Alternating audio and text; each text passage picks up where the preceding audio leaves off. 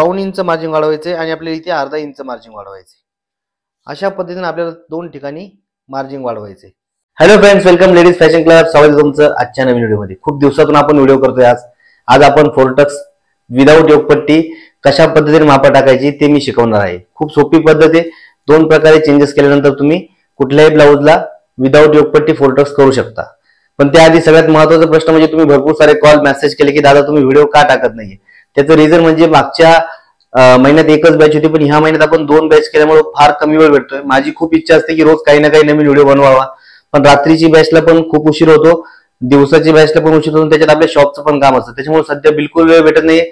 आपण इन्स्टावरती आणि युट्यूबवरती दोन्ही ठिकाणी व्हिडिओ बऱ्याच दिवसापासून पोस्ट केलेले नाहीये। त्यामुळे मी एक बॅच कमी करून रेग्युलर व्हिडिओ कंटिन्यू करणार आहे आणि पुढच्या महिन्यात मी एकच बॅच ठेवणार आहे, जेणेकरून आपल्याला युट्यूबला व्हिडिओ बनवण्यासाठी भरपूर वेळ भेटेल। ज्यांना कोणाला ऑनलाईन साठी ऍडमिशन घ्यायचंय त्यांनी लवकरात लवकर संपर्क करायचा आहे, कॉल करायचा आहे किंवा मेसेज करायचा आहे। तुम्हाला एप्रिलमध्ये ऍडमिशन हवे असतील तर ते लवकरात लवकर संपर्क करायचा आहे।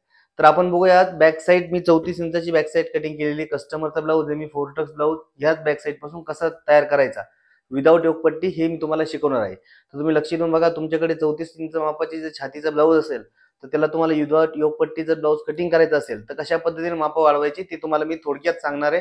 पण खूप महत्त्वाच्या दोन गोष्टी सांगणार आहे, जेणेकरून तुम्ही इझी विदाउट योगपट्टी फोर्टक्स ब्लाऊज बनवू शकाल। हे बघा, हे आपण 34 इंच मापाचं बॅक साईड कटिंग करून घेतलेलं आहे। आता जर तुम्हाला विदाउट योगपट्टी फोर्टक्स बनवायचा आहे, पण जर तुम्हाला जमत नसेल तर कशा पद्धतीने आपण मार्जिन वाढवायचे ते तुम्हाला मी शिकवणार आहे। हे खाली मी पेपर घेतलाय जेणेकरून तुम्हाला व्यवस्थित समजेल की कशा पद्धतीने आपल्याला मापा वाढवायचे ते। तर आपण काय करायचं आता,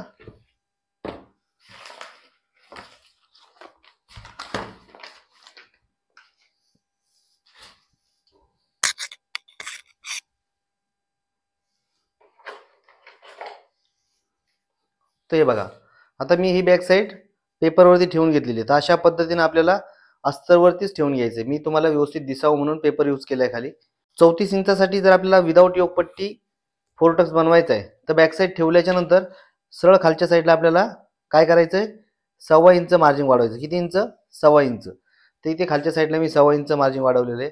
आणि त्यानंतर आपल्याला काय करायचं, इथे आर्महोलच्या साईडला इथे आपल्याला पाऊण इंच मार्जिन वाढवायचे आणि आपल्याला इथे अर्धा इंच मार्जिन वाढवायचे। अशा पद्धतीने आपल्याला दोन ठिकाणी मार्जिन वाढवायचे।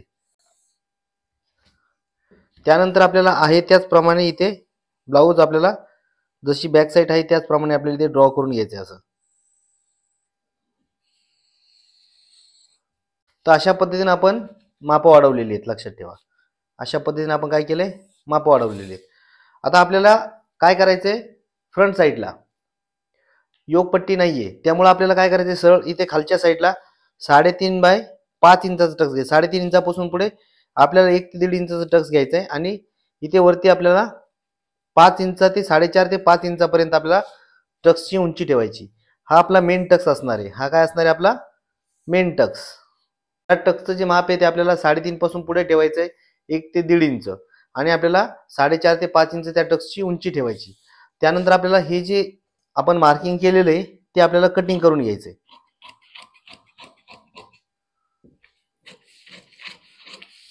ते बघा, इथे आपण अशा पद्धतीने वाढवलेलं आहे। खालच्या साईडला अर्धा इंच आणि वरच्या साईडला आपण पाऊण इंच। आता हे जे वाढवलेलं आहे ते बघा, इथे जे वाढवलेलं आहे ते आपल्याला इथे टक्स मध्ये कव्हर करायचं। पण टक्स कधी मारायचा आहे, आधी आपल्याला पुढचा जो मोंडा आहे तो आपल्याला अर्धा इंचावरती कट करून घ्यायचा। काय करायचं, आपल्याला अर्धा इंचावरती तो असा कट करून घ्यायचा आहे।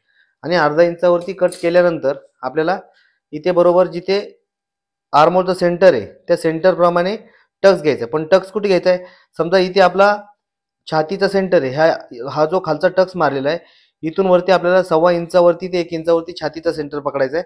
आणि हे सगळे टक्स आपल्याला सेंटरच्या प्रमाणे मारायचे। सेंटर बरोबर सगळं हे सेंटर प्रमाणे सर्व टक्स आपले सारखे आले पाहिजे। तर इथे आपल्याला असं 2.5 इंचाचा इथे टक्स मारायचा आहे। त्यानंतर इथे आपल्याला जो पाठीमागच्या बाजूचा टक्स आहे तो 3.5 इंचापासून वरती मारायचा आहे। किती इंचापासून वरती?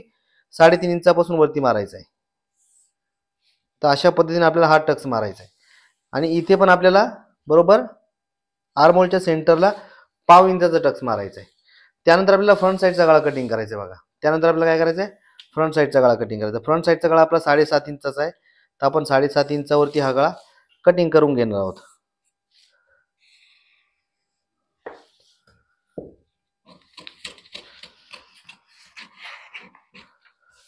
आता आपल्याला इथे जो टक्स मारायचा आहे तो आपल्याला गळ्यापासून खाली 2.5 इंचावरती टक्स मारायचा आहे. सर्वांनी लक्षात ठेवायचे, हे जे माप मी सांगितले हे मापानुसार चेंजेस होतात. तर कुठल्या मापाला कुठल्या मापासाठी कसे टक्स मारायचे हे मी तुम्हाला पुढच्या व्हिडिओमध्ये सांगणार आहे. पण जर 34 इंच छाती असेल तर ज्याप्रमाणे मी टक्स दाखवलेले आहेत सेम त्याचप्रमाणे टक्स मारायचे. इथे आपल्या छातीचा सेंटर आहे आणि चारही साईडला आपल्याला परफेक्ट सारखे आपण टक्स मारलेले. हा ब्लाऊज तुम्ही तयार केल्याच्या नंतर खूप सुंदर ब्लाऊज फिटिंग होते.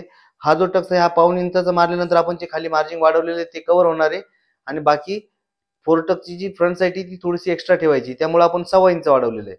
आणि आता आपल्याला हा टक्स मारल्यानंतर सुद्धा जिथे आपण जेवढं मार्जिन वाढवले तेवढंच ह्या टक्स मध्ये घ्यायचे. अशा प्रमाणे आपण विदाऊट योगपट्टी फोर टक्सची कटिंग करायची आणि ही कटिंग केल्याच्या नंतर तुमची 34ची छाती असेल तर एकदम परफेक्ट ब्लाऊज बसणार आहे.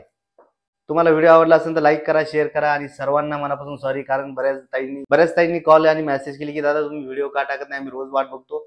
तर उद्यापासून तुम्हाला कंटिन्यू व्हिडिओ भेटेल आणि आपण लवकरात लवकर एकच बॅच ठेवणार आहे, त्यामुळे मला वेळही भेटणार आहे. त्यामुळे प्लीज थोडंसं एवढे 7-8 दिवस व्हिडिओ टाकले नाही त्यासाठी खरंच मनापासून सॉरी. भेटूया आपण उद्या एक नवीन व्हिडिओमध्ये पुन्हा. भेटूया आपण पुन्हा उद्या नवीन व्हिडिओमध्ये. जय हिंद, जय महाराष्ट्र.